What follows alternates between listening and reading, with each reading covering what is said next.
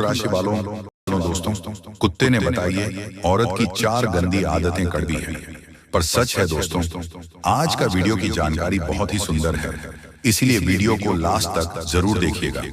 मित्रों, एक बार एक वफादार और आज्ञाकारी कुत्ते की मृत्यु हो जाती है तो वह मृत्यु के पश्चात धर्मराज के पास पहुंच जाता है। धर्मराज उस कुत्ते कहते हैं, हे श्वान, तुमने कुत्ते के शरीर में होते हुए भी कभी किसी को नहीं सताया, न कोई घिनौना हरकत किया, हमेशा अपने मालिक के वफादार और आज्ञाकारी बनकर रहे। इतना तो कोई मनुष्य भी होता वह भी नहीं करता। खैर, मैं तुम्हारे काम से बहुत प्रसन्न हूं और जो वफादार होते हैं वह मुझे बहुत ही प्रिय होते हैं। मुझे लगता है तुम्हें धरती पर भेजकर एक अवसर और देना चाहिए। जाओ, इस बार तुम्हें मैं समस्त योनियों में सर्वश्रेष्ठ यानी मनुष्य बनाकर धरती पर भेज रहा हूं। जाओ और जाकर मनुष्य के रूप में पृथ्वी के सुख, ऐश्वर्य और आनंद को भोगो। धर्मराज के इतना कहने पर भी कुत्ते के चेहरे पर बिल्कुल भी खुशी नहीं आई।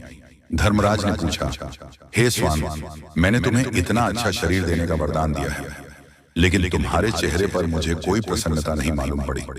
अरे, इस मनुष्य शरीर को पाने के लिए तो स्वर्ग में देवता भी तरसते रहते हैं, फिर तुम प्रश्न क्यों नहीं हुए?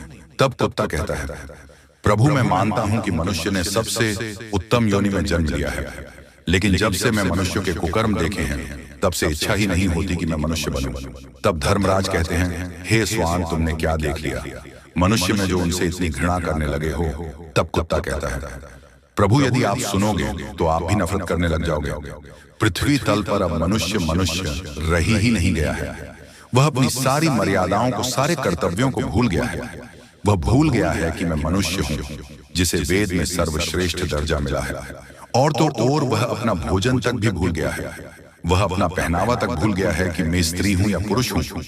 वह अपने माता पिता को भूल गया और न जाने क्या क्या भूल गया। सुनता हूं और देखता हूं तो ऐसा प्रतीत होता है जैसे पृथ्वी पर सबसे निंदनीय और घृणित योनि यही है। थोड़े बहुत लोग हैं भी तो उनकी लोग चलने नहीं देते, उन्हें ढूंढ और पाखंडी समझा जाता है। मुझे तो नफरत सी हो गई है। हे प्रभु, आप मुझे कुछ भी करके, आप मुझे कुछ भी बनाकर धरती पर भेज दो। भले ही मुझे फिर से कुत्ता ही बना दो, लेकिन मनुष्य मत बनाना, क्योंकि मैंने मनुष्य को कुछ ऐसे खिलौने काम करते हुए देखा है जिन्हें देखकर मुझे लज्जा आती है और घृणा से मेरा सर फटा जाता है। तब धर्मराज पूछते हैं, यदि यह सच बात है तो हम भी ये जानना चाहते हैं कि तुमने मनुष्य को ऐसे कौन से काम करते देख लिया है जो बहुत ही गंदे हैं, जिसकी वजह से तुम्हें मनुष्य योनि से इतनी नफरत है। तब कुत्ता कहता है, हे प्रभु, यदि आप जानना चाहते हैं तो सुनिए। मैं अपनी आंखों देखी घटनाएं आपको सुनाता हूं। पहली घटना यह है कि मनुष्य की नीयत खराब बहुत जल्दी हो जाती है। वह कभी अपने धर्म पर स्थिर नहीं रह पाता। कभी कोई अच्छी वस्तु अगर दिखाई दी, या कभी कोई सुंदर स्त्री दिख गई, या कोई धन पैसा दिख गई, तो फौरन उसकी नीयत खराब हो जाती है। इस संबंध में मैं आपको एक एक कहानी सुनाता हूँ। किसी नगर में एक सेठ के घर एक कन्या पैदा हुई। कन्या बड़ी ही रूपवती थी। धीरे धीरे जब वह बड़ी होने लगी तो उसका रूप और यौवन में और भी निखार आने लगा। धीरे धीरे कन्या युवा अवस्था को प्राप्त हुई। तब एक दिन सेठ के मन में ख्याल आता है कि मैं अपनी बेटी का विवाह करूं और विवाह किसी राजा महाराजा से करना चाहिए। मित्रों, ऐसा विचार करके सेठ उस नगर के बाहर एक बाबा रहते थे। सेठ उस बाबा के पास जाता है और वह अपने मन की इच्छा बाबा से कहता है कि हे बाबा, हम अपनी रूपवती कन्या का विवाह किसी राजकुमार के साथ करना चाहते हैं। जरा अपने तपोबल से देखकर बताओ कि हमारी बेटी का विवाह किसके साथ होगा। अपने से देखकर बताओ कि हमारी बेटी का विवाह किसके साथ होगा। तब वह बाबा कहता है, देखिए सेठ जी, हम आपकी बेटी का भाग्य उसे देखकर ही बता पाएंगे। या तो आप अपनी कन्या को यहाँ बुलाकर लाइए, या फिर हम आपके घर चलते हैं। वह सेठ कहता है, हाँ जरूर बाबा, आप हमारे घर पधारिए। आपके चरण हमारे घर में पड़ जाएंगे तो घर भी पवित्र हो जाएगा और हमारी बेटी का भाग्य देखकर जरूर बताए दोस्तों। अगले दिन सुबह सुबह वह बाबा उस सेठ के घर जाते हैं। कन्या को देखकर उसका भाग्य बताने पर कन्या इतनी सुंदर थी कि मोनी बाबा ही उस पर अशक्त हो गया। मोनी बाबा का मन सेठ की कन्या पर चला आया। हो गया, सोचने लगा, ऐसी कन्या यदि मुझे मिल जाए तो मेरे भाग्य खुल जाए। अब कोई ऐसा जतन करूं जिससे यह लड़की मुझे मिल जाए। यही सोच करके मोनी बाबा एकदम से रोने लगता है। मोनी बाबा को रोता हुआ देखकर सेठ ने पूछा, बाबा आप तो कभी बोलते ही नहीं थे, आपके रोने का क्या कारण है? तब वह बाबा सेठ को अकेले में और एकांत ले जाकर समझता है कि तुम्हारी कन्या की मस्तक रेखाओं को देखकर हमें रोना आ रहा है, क्योंकि इन रेखाओं का यह फल है कि यह कन्या तुम्हारे कुल का नाश कर देगी और जिस घर में जाएगी उस घर को भी ले डूबेगी। मोनी बाबा की बात सुनकर सेठ घबरा जाता है। बाबा क्या इसका कोई समाधान या कोई उपाय नहीं है जिससे कि हमारा कुल नाश होने से बच जाए?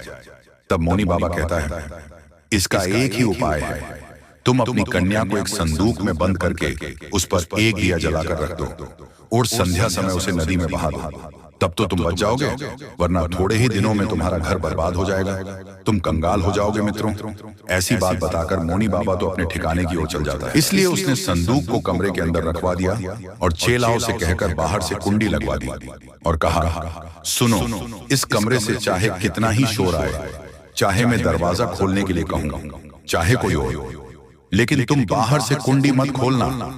चेलाओ, कहां जो आज्ञा गुरुदेव।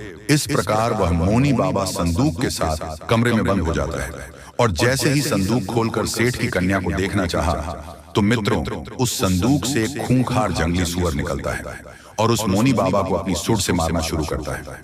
बाबा जी बहुत चिल्ला के बोलता है कि दरवाजा खोल दो, मगर किसी भी चेले ने दरवाजा नहीं खोला। आखिरकार सुअर ने बाबा को मारकर ही छोड़ा।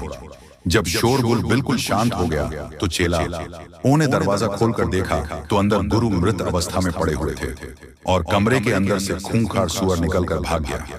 उनका पूरा शरीर लहूलुहान था। मोनी बाबा को अपने कुकर्म की सजा मिल चुकी थी। उस सेठ ने कितना भरोसा करके उसे बाबा से पूछा था, लेकिन उस सेठ के साथ बाबा ने कितना बुरा किया। इसीलिए मेरी इच्छाएं मानव शरीर में जाने की बिल्कुल भी इच्छा नहीं है। तो दोस्तों, अगर आप सभी को कहानी अच्छी लगी हो तो वीडियो को लाइक करेगा और चैनल को भी सब्सक्राइब करेगा। अगर आप हमारे चैनल पर पहली बार आए हैं तो नोटिफिकेशन को ऑन कर लेना ताकि आपको रोजाना लेटेस्ट वीडियो मिलते रहेंगे। तो मिलते हैं अगले वीडियो में। आपका दिन शुभ हो। धन्यवाद।